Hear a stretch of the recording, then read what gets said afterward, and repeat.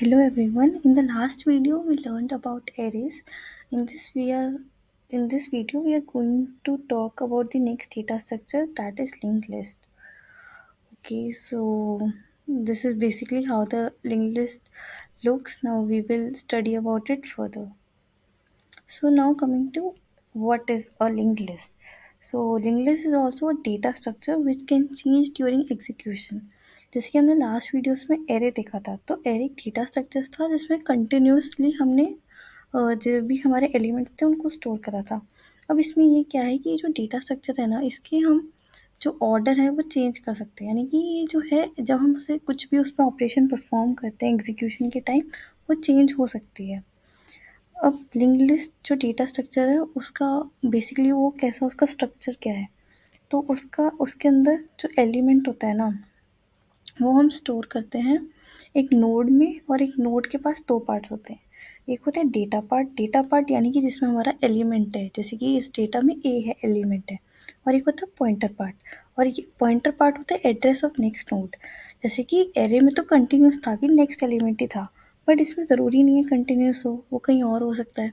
तो हम क्या करेंगे, उसके बाद जो भी एलिमेंट होगा उसके पॉइंटर में उसका नेक्स्ट का एड्रेस स्टोर करेंगे। तो ये बेसिकली एक लिंक लिस्ट है। नाउ लिंक लिस्ट यूज़ करने के एडवांटेजेस क्या है। फर्स्ट एडवांटेज होता है कि वो एक फ्लेक्सिबल होता है, क्योंकि हम उसमें कितने भी एलिमेंट्स को ऐड कर सकते हैं और रिमूव कर सकते हैं। तो हमारे पास कैपेसिटी का कंस्ट्रेंट नहीं होता। जबकि एरे में हमने देखा था कि हमें स्टार्टिंग में ही हमें एक कैपेसिटी अलॉट करनी थी, जबकि इसमें ऐसा नहीं है, हम कभी भी ऐड और रिमूव कर सकते हैं। और सेकेंड एडवांटेज ये है कि ये नॉन कंटिन्यूस मेमोरी लोकेशन में स्टोर होता है। जैसे कि एरे क्या था, वो कंटिन्यूसली स्टोर था, तो हमें क्या है कि जितना भी हमें साइज़ का एरे चाहिए, इतनी हमारे में मेमोरी बिल्कुल एक साथ प्रेजेंट होनी चाहिए। बट इसमें लिंक्ड लिस्ट में क्या होगा, हमें जितनी भी मेमोरी चाहिए होगी वो हम अलग अलग पार्ट्स में देख सकते हैं, और फिर ये नॉन कंटिन्यूस स्टोर होता है, तो फिर इसका ईजी रहता है। तो इसके बेसिकली दो एडवांटेजेस थे, फ्लेक्सिबल और stored in non continuous memory location. Now obviously अगर उसके एडवांटेजेस है तो उसके कुछ डिसएडवांटेजेस भी होंगे। तो उसके डिसएडवांटेजेस क्या है, तो फर्स्ट है extra memory space for pointers is required. अब क्या है कि ये स्पेस कैपेसिटी ज़्यादा लेता है। वैसे ये अलग अलग जगह पे स्टोर्ड है, बस इसकी स्पेस कैपेसिटी ज़्यादा है। एरेज में तो क्या था, सिर्फ एलिमेंट स्टोर हो रहा था, इसमें एलिमेंट भी स्टोर हो रहा है प्लस उसका एड्रेस के लिए पॉइंटर भी है, तो वो अलग मेमोरी ऑक्यूपाई करेगा सारे एलिमेंट्स में। फिर सेकंड थिंग है कि random access is not allowed as elements are not stored in continuous memory location. अब एरे में एक एडवांटेज था कि क्या थे, वो कंटिन्यूस स्टोर थे, तो हम क्या कर पा रहे थे, उनके इंडेक्स के बेसिस पे अगर हमें पता होता था तो हम कोई भी एलिमेंट निकाल लेते थे। बट इस पे हम ऐसे नहीं कर सकते। इस पे हम रैंडमली कहीं पे भी नहीं निकाल सकते कि वो लिंक लिस्ट का ही एलिमेंट निकलेगा, क्योंकि इसमें अलग अलग जगह पे वो लोकेशंस हैं। तो हमें क्या है कि वो लिस्ट जो है, हमें उस पूरे को ट्रेवर्स करना पड़ेगा अगर हमें किसी पॉइंट पे जाना है तो इसके बेसिक दो डिसएडवांटेजेस हमने देखे, एक्स्ट्रा मेमोरी स्पेस और random access is not allowed. Now अभी जो हमने डायग्राम में स्ट्रक्चर लिंक लिस्ट का देखा था, अब हम उसे कोड की फॉर्म में क्या लिखेंगे। तो एक हमने देखा था कि एक एलिमेंट जो है वो नोड में स्टोर होता है, तो हम एक बनाएंगे स्ट्रक्चर नोड का, और एक नोड में हमने दो पार्ट्स थे। फर्स्ट डेटा, तो जो भी एलिमेंट है अगर वो स्ट्रिंग होगा तो स्ट्रिंग डेटा, अभी हमने इंटीजर मान लिया अपने एलिमेंट को, तो इंटीजर डेटा। और नेक्स्ट क्या है कि एड्रेस स्टोर होगा, तो स्ट्रक्ट नोड यानी किस चीज़ का एड्रेस, यानी एक नोड का ही एड्रेस, और उसका क्या नाम होगा, नेक्स्ट, यानी कि नेक्स्ट उसका नाम है। तो ये इसकी रिप्रेजेंटेशन है। जब हम क्वेश्चंस करेंगे तो आपको ये धीरे धीरे अपने आप ही इससे आप अडेप्ट हो जाओगे। नाउ अब हम बेसिक ऑपरेशंस सीखेंगे लिंक लिस्ट के। फर्स्ट है ट्रेवर्स की, पूरी एक बड़ी सी लिंक लिस्ट है, तो उसमें हम एक पर्टिकुलर एलिमेंट को कैसे देखेंगे। तो फर्स्ट हमने क्या करा है कि एक नोड बनाया है टेम्प, और उसको हेड को इनिशियलाइज कर दिया है। इसमें हम जितने भी कोड्स देखेंगे वो आप डिस्क्रिप्शन बॉक्स में आपको वो सारे कोड्स मिल जाएंगे, आप वहाँ पे रेफर भी कर सकते हो। तो हम करेंगे लिंक लिस्ट के एलिमेंट्स आर। अब ये टेम्परेचर, ये जो टेम्प वेरिएबल है, ये क्या करेगा, ये इसको ट्रेवर्स करेगा। इनिशियली ये हेड पोजीशन पे हमने एलोकेट करा है। अब जब तक इसकी वैल्यू नल नहीं हो जाती, यानी ये लिंक लिस्ट के एंड पे नहीं आ जाता, तब तक ये क्या करेगा, ये उस टेम्प का डेटा निकालेगा, और टेम्प जो है उसके नेक्स्ट पे पहुंच जाएगा। यानी नेक्स्ट एलिमेंट में तो नेक्स्ट वाला नोड होगा, तो अब इसमें नेक्स्ट नोड की वैल्यू आ जाएगी, फिर नेक्स्ट नोड की वैल्यू अगर नल नहीं है तो उसका डेटा आ जाएगा, और ऐसे ऐसे ही एग्जीक्यूट होता रहेगा और लास्ट में आपके पास सारे एलिमेंट्स ट्रैवर्स हो जाएंगे। तो ये बेसिक ट्रैवर्सल था। नाउ देन आती है लिंक्ड लिस्ट में सर्चिंग एल्गोरिथम। अब जैसे कि सर्चिंग एल्गोरिथम में क्या है, हमें हेड दिया है और हमें की दी है कि हमें इसको ढूंढना है। तो ये बेसिकली थोड़ा ट्रैवर्सल जैसा ही है। जैसे हमने पीछे टेम्प बनाया था, इस बार हमने करंट बनाया और उसको हेड के इक्वल कर दिया। अब जब तक करंट की वैल्यू इक्वल नहीं होगी तब तक हम देख रहे हैं कि ये जो करंट में जो डेटा है वो की के इक्वल है। अगर की के इक्वल है यानी कि हमने उसे मिल गया, तो हमने ट्रू रिटर्न कर दिया। और साथ में अगर ये कंडीशन ट्रू नहीं हुई तो हम उसको नेक्स्ट नेक्स्ट कर रहे हैं, तो हम उसको ढूंढ रहे हैं इसमें। अब ऐसा हुआ कि वो नल तक पहुंच गया और हमें एलिमेंट मिला ही नहीं है, यानी कि कंडीशन कभी ट्रू ही नहीं हुई, तो ये अपने आप फॉल्स रिटर्न कर देगा। तो ये बेसिकली ये ट्रेवर्सिंग से ही सर्चिंग आया है, जस्ट यहाँ पे कंडीशन का चेंज है। Okay, so next basic operation होता है इंसर्शन का। अब इसमें जो इंसर्ट होता है ना, उसके अलग प्रोग्राम्स होते हैं कि आपको बिगनिंग में इंसर्ट करना है तो उसके लिए अलग है, मिडल के लिए अलग है और एंड के लिए अलग है। तो हम तीनों को देखते हैं। ना फर्स्ट है इंसर्ट एट बिगनिंग, यानी कि आपके हेड पर ही। तो हमें हेड गिवन है और एक न्यू डेटा हमें गिवन है। तो सबसे पहले हमने क्या करा है कि एक न्यू नोड बनाया है और उसको मेमोरी दी है। ये मेलॉक जो होता है ये मेमोरी को देने के लिए यूज़ होता है, फंक्शन है। तो अब हमने क्या करा है, इस नया नोड जो हमने बनाया था उसके डेटा में जो हमें वैल्यू गिवन थी वो हमने पुट कर दी है। और हमने क्या करा है कि उसका जो नेक्स्ट था ना उसको हेड पे कर दिया है, तो ये अपने आप फर्स्ट हो जाएगा। और जो हेड है वो हमने न्यू नोड को दे दिया है। तो इसको आप ऐसे विजुअलाइज कर पा रहे हो ना कि हमने न्यू नोड बनाया, उसमें डेटा डाल दिया और न्यू नोड के नेक्स्ट पे हमने हेड डाल दिया, तो वो खुद फर्स्ट पे आ गया। और जो हेड वैल्यू थी वो हमने न्यू नोड को अब कर दी है कि यहाँ से हमारा हेड स्टार्ट होता है, तो ये हमारा फर्स्ट है। तो इस तरह से जो हमने नया नोड बनाया वो बिगिनिंग में इंसर्ट हो गया। नेक्स्ट है इंसर्ट एट मिडल, यानी कि किसी भी जगह आपको बीच में इंसर्ट करना था। तो हमें क्या है, जहाँ पे भी हमें इंसर्ट करना था हमें उसका प्रीवियस नोड दिया है, तो यानी कि हमें उस प्रीवियस नोड के नेक्स्ट इंसर्ट करना है और उसका न्यू डेटा दिया है। तो अगर प्रीवियस नोड नल है यानी कि तो यानी कि वो नल नहीं हो सकता, वरना वो मिडल में हम कैसे इंसर्ट करेंगे, हम उसके नेक्स्ट इंसर्ट करना है। तो हम ये रिटर्न कर देंगे that the given previous node can not be नल।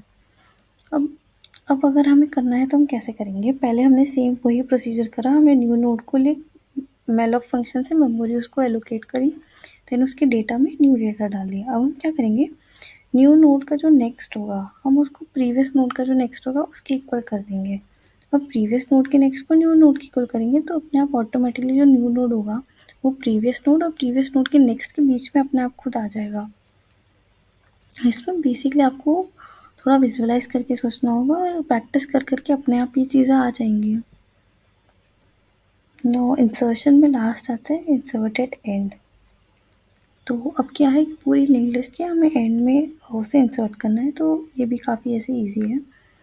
तो जैसे कि हमारे पास एक हेड नोड है और एक न्यू डेटा है। तो पहले हमने न्यू नोड को बनाने के लिए क्या करा कि उसमें उसको मेमोरी एलोकेट कर दी। फिर अभी हमें लास्ट में डालना है, तो हमने एक लास्ट नोड बनाया जिससे हम ट्रैवर्स करेंगे पूरे को, उसको इनिशियली हेड पे रखा है। तो न्यू नोड में हमने डेटा इंसर्ट कर दिया और न्यू नोड का नेक्स्ट हमने नल सेट कर दिया, क्योंकि वो लास्ट में आएगा तो उसका नेक्स्ट नल ही होगा। तो अगर हेड वैल्यू नल है तो फिर तो सीधा हम हेड को न्यू नोड कर देंगे, यानी कि पूरी लिंक लिस्ट ही एम्प्टी है। लेकिन अगर ऐसा नहीं है तो हम क्या करेंगे, हम लास्ट को नेक्स्ट नेक्स्ट करते जाएंगे जब तक वो नल पे ना आ जाए। जिस पॉइंट पे जब तक उसका नेक्स्ट नल ना हो जाए तब तक हम उसको नेक्स्ट नेक्स्ट करते रहेंगे। तो इससे क्या होगा, ये जो लास्ट वाला है पॉइंटर ये बिल्कुल लिंक लिस्ट के लास्ट में आ जाएगा।